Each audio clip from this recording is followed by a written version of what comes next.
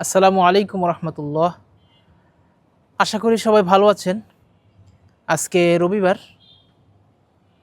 বর্তমান সময় বিকেল আনুমানিক 5:45, মানে কিছুক্ষণ আগে আসরের নামাজ পড়ে আসলাম।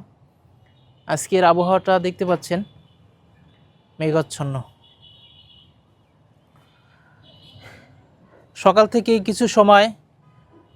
কিছু সময় রোদ ছিল, এরপরে থেকে অর্থাৎ 11টার পর থেকে বৃষ্টি, 11টার পর থেকে গুড়ি গুড়ি বৃষ্টি। জোহরের নামাজে দাঁড়াইলাম, জোহরের নামাজে দাঁড়ানোর পরে দেখি যে মানে যতটুকু টের পাইলাম, মুষলধারে বৃষ্টি শুরু হয়ে গেল। তো এই 2 দিন মোটামুটি বৃষ্টি ছিল না, রোদ ছিল। তো আজকে থেকে আবার বৃষ্টি।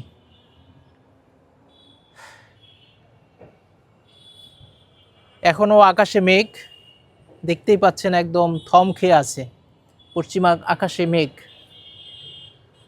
দেখতে পাচ্ছেন, এই যে দেখেন চারদিকেই মেঘ।